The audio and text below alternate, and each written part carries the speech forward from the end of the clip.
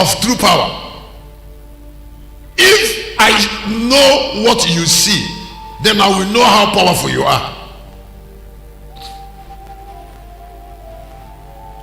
I said, if I know what you see, then I will know how powerful you are.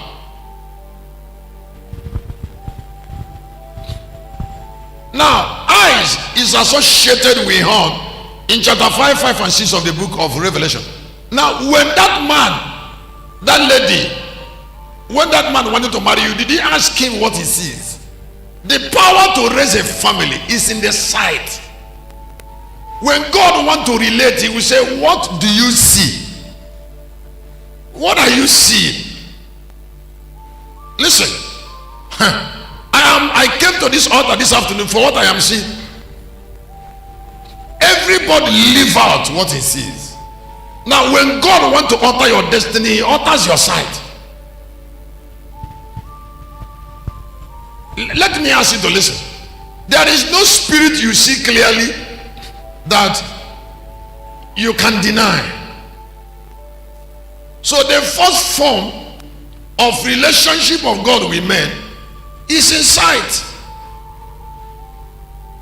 The eyes must be set on boundaries before there could be horns. People leave out their eyes. Did I say it very well?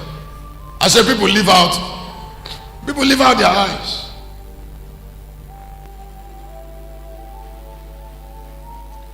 Two tippers came into this place.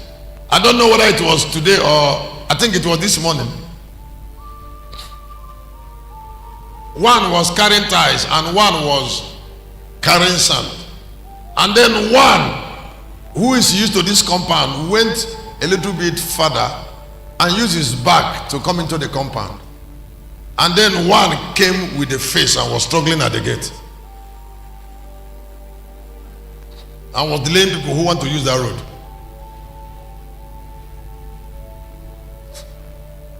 Now, whatever you see controls the way you function.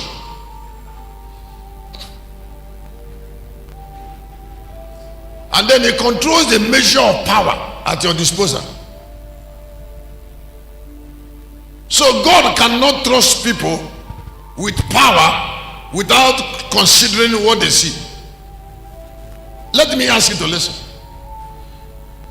What is called prominence? Like if you come to a town and a particular family is popular. A particular family popular maybe either because they are in government or they are rich. Either they are in government or they are rich. Or they go to school. They have a lot of graduates.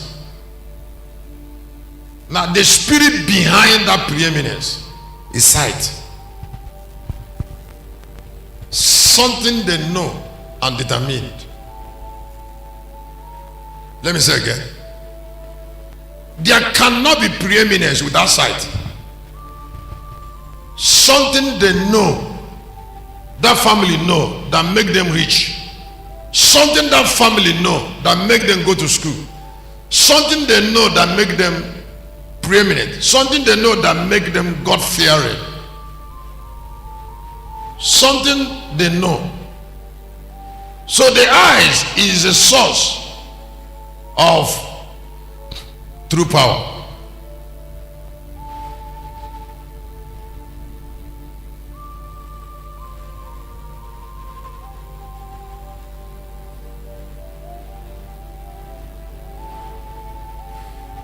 Is there any power that is stronger than the discipline of vision? That say, come, this is where my life ended, and I'm not going to joke with my life. I am going to be determined about my life. I am going to be in charge of my life. I am going to use the eyes. Please let me ask you to listen. In case you don't know, Don't give Satan a chance in your life. There are things you will never deny. And if you were you, sometimes Satan will be tempting people. After you have known who you are, why are you playing game around establishing your destiny? There are things you must forgo. After God have revealed you to you, you say, my friend, this is you. This is you. This life come into your life sometimes, but this is the real you. Make effort on the real you. Because if you play game around your life another 6 months, you will land in your you.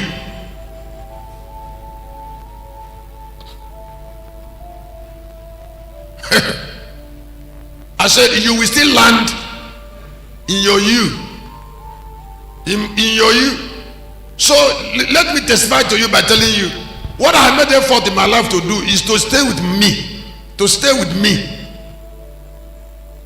To say I am going to follow my me. And I'm going to stop the confusion that is coming to my me. There are other things you might like, minor things you like. Cut those things short and stay with your you. And then you will be powerful.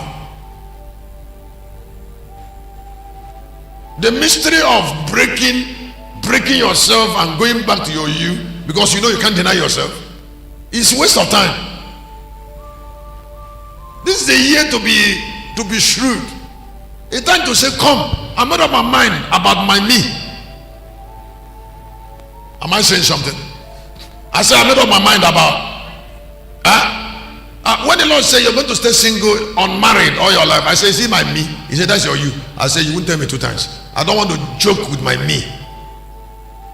And I don't want God to be telling me my me all the time. When he told me that thing this morning, I know that is my me. The angel that he used to tell me, I said, you will return back to me. To go and be telling me the same thing. Because this is an ordinance that is part of my life. And then most of the people, they keep on putting about the bush, about their life, and they are delaying themselves. Has Kumui denied his me, his him? Look at the apostle of holiness. Deeper life has no pattern. I've known deeper life for about 38 years. Oyedebo has he not stayed with the he of the living faith of prosperity and faith? And then you, how long will it take you to, even at the age of 40, 35, you are still struggling with your you? This one she's a little bit above 10, 15. They have been with themselves. And somebody who is old is still struggling with him. This is you. This is your life. What is different? What is making you not to hug your life? This is God's will for you. Tomorrow you go to it, tomorrow you run out. Are you not tired? And time is going. And every time you will still come back. Every time you make it, you come back to something you know. And then that's your delay. Sometimes you go home, you lie down, you start thinking things you should not think. Instead of strengthening your resolve, strengthening your resolve on one you. Have I bless you? Now that strengthening your resolve on that you is, we call it power. If the eyes can't see clearly, there will be no power. Is there anything that is more ridiculous? Like allowing everything that happen around to get your attention. Somebody said, Sheba, you're intelligent. I said, I became intelligent when I know that I have to write for one spirit. So even if you don't like what I'm writing, that's the only way I can write. And writing is the major thing I will do. So I'm going to go home. I'm going to go back to go and do correction. When I'm do with that, I'll come back in the night to write.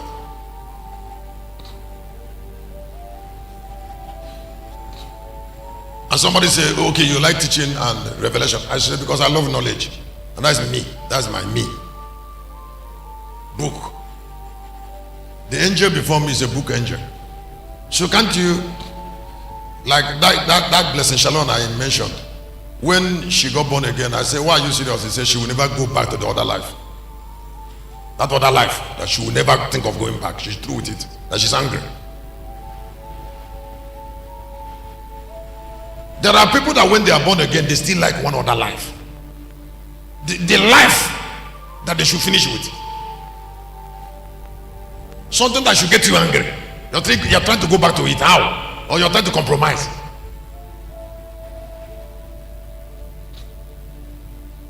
You got born again and then you used to have a friend of Johnny. After you got born again, Johnny came to you and he said, if I heard that you are born again. I said, hellfire is where you will go if you don't change.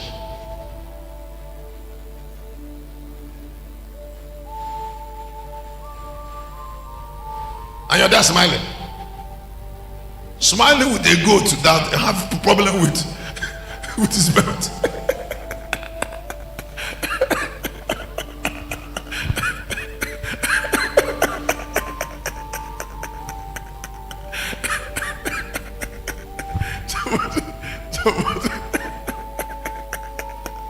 Church, how do this somebody says, I know him, his belt.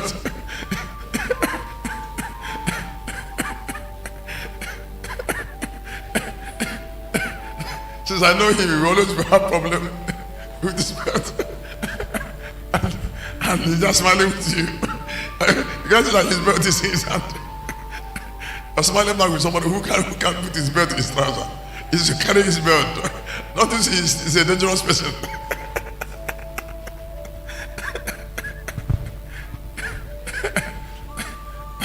Now you are born again and then he's not following you up and down with the belt. For what?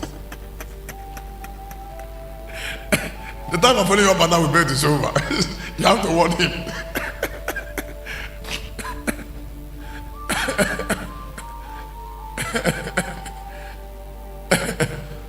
Now, when I gave my life to Christ, I know that darkness is over. Hated darkness with all my heart. I say hated with all my heart. And everybody that know me know that I hate darkness with.